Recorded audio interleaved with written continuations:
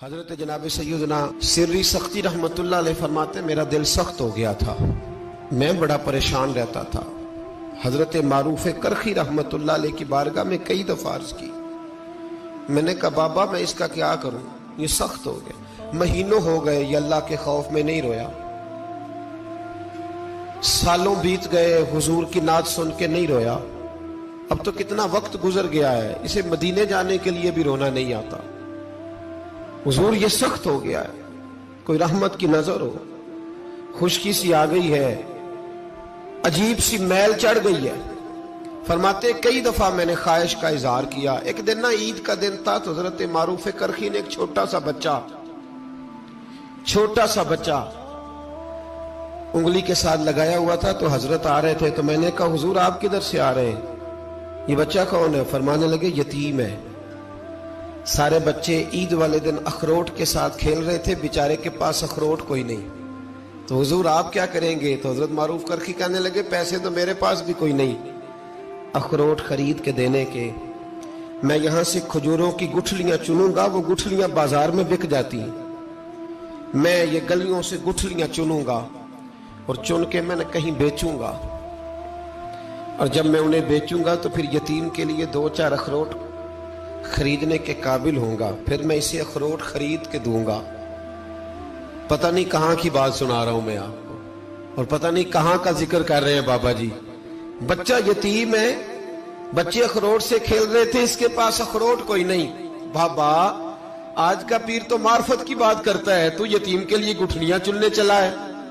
آج کا پیر تو کہتا ہے میں اے سی والے کمرے میں بیٹھ کے تمہیں بڑا عرش کے اعلیٰ کی بات بتاؤں گا، یتیم کے لیے گٹھلیاں چننا، مدرسے کے طلباء کی نوکری کرنا، یتیموں کا، غریبوں کا، ان مجبوروں کا خیال کرنا، یہ تو رواج ہی نہیں ہے آج کا۔ بابا تو کیا کہانی سنا رہا ہے؟ تو حضرت معروف کرخی کہنے لگے گٹھلیاں چنوں گا، پھر انہیں بیچوں گا، پھر جب کچھ پیسے ملیں گے نا تو میں اسے اخروٹ خرید کے دوں گا، اور فرمانے لگے جب یہ اخروٹ سے کھیل کر ہنسے گا نا تو اللہ میرے دل کو سکون عطا فرمائے گا۔ میں گٹھلیاں چننے جا رہا ہوں، میں مزدوری کرنے، تیری تلاش میں پھرا میں جنگل، پہاڑ اور دشت میں۔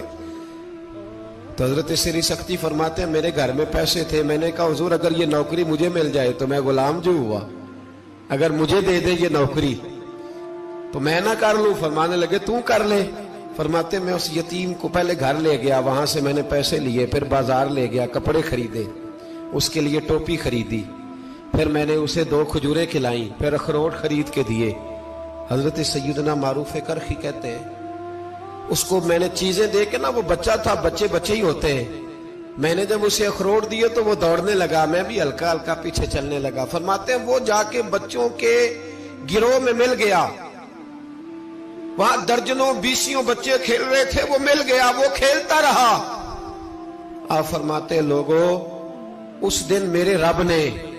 میرے دل کو اپنے قرب کی لذت بھی عطا کی، اور میرا دل تھا میرے سینے پر ساری رات، تھا میرے سینے میں میرا دل، پر ساری رات میرے نبی کے قدموں کا طواف کرتا رہا ہے۔ اب نہ لگ گیا ہے، پاک ہوئے تے پاک بھی ملدا ہے، اے بنا پاکوں پاک نہیں ملدا۔ سادے وجود نو تون دے نالوں اکو تولا ٹکڑا دل دا، دل لگا کے، دل لگ جائے تو پھر وہ لگ جاتا ہے۔ آپ یقین کریں لگتا ہے تو مزہ دیتا ہے، اور جب تک لگتا نہیں پھر کوئی بھی کیف سرور حاصل۔ امام زین العابدین رضی اللہ تعالیٰ عنہ مولا علی شیر خدا کے پوتے، امام حسین کے صاحبزادے،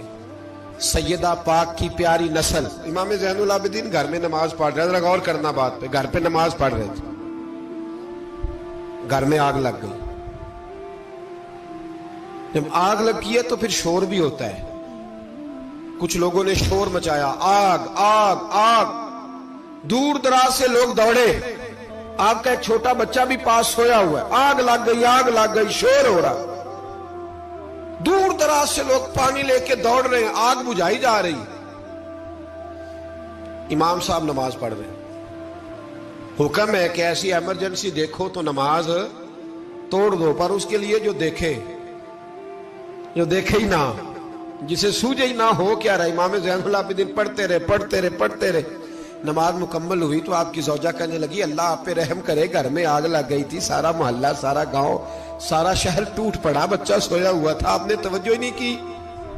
تو آپ فرمانے لگے ہلکی سی بن بناہٹ ہوئی تھی میرے کانوں میں، پر میں اللہ کی نماز پڑھ رہا تھا، پر میں اپنے رب کی، میں اس کی نماز پڑھ رہا تھا، تیرے عشق کی انتہا چاہتا، تیرے عشق کی انتہا چاہتا، تیرے عشق کی انتہا چاہتا، میری سادگی دیکھ کیا چاہتا ہوں، ذرا سا تو دل ہے مگر شوق اتنا، وہی لن ترانی سنا چاہتا ہوں، مجھے کیا خبر ادھر کیا ہو رہا، ادھر میں تو اس کے ساتھ میرا تعلق تھا، میں تو اللہ کی بارگاہ میں حاضر تھا، مجھے کیا پتا۔ بی بی کہنے لگی آگ لگ گئی تھی، تو فرمانے لگے بھلی مانت چپ کر، تم دنیا کی آگ بجھا رہے تھے، میں جہنم کی آگ بجھا رہا تھا، تم لوگ اپنے شور میں تھے تو میں اپنے ذائقے میں۔ الذین ہم فی صلاتہم خاشعون، فرمایا یہ لوگ اپنی نمازوں میں عاجزی کر دل لگا کے کرتے ہیں جو کرتے ہیں۔ اور بڑی خوبصورت مثال ہے، حضرت رومی نے لکھی ہے، بڑی مشہور بھی ہے۔ ایک نمازی نماز پڑھ رہا تھا، میری طرح کا نمازی، مجنو اس کے آگے سے گزر گیا، لیلا کے گھر جا رہا، تو نمازی اتحیات پہ تھا، اتنی دیر میں اس نے بھی نماز مکمل کر لی، تو پیچھے سے جا کے مجنو کا گریبان تھاما، کہنے لگا شرم نہیں آتی تجھے، مسئلے کا نہیں پتا، نمازی کے آگے سے نہیں گزرنا چاہیے؟ تو کہنے لگا یار معاف کر دو، مجنو کہنے لگا معاف کر دو، غلطی ہو گئی، حالانکہ شہزادہ تھا، پر معافیاں کیوں مانگ رہا ہے؟ اس لیے کہ کسی سے دل جو لگ گیا ہے، عاجزی آ گئی، ان کے چل یار معاف کر دے، تیری مہربانی،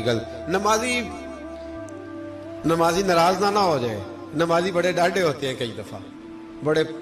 بڑے سخت ہوتے ہیں، نمازی تھا بڑا پکا، تو وہ کہنے لگا نہیں، نماز خراب کر دی تو نے، تجھے پتہ نہیں آگے سے نہیں گزرنا چاہیے، اور ویسے بھی زمانے کا رواج ہے جو معافی مانگ لے لوگ سمجھتے ہیں بزدل ہے، یہ بھی بڑا مسئلہ ہے، آپ تھوڑا سا کہہ دے کہ جب دیکھی جائے گی جو ہوگی،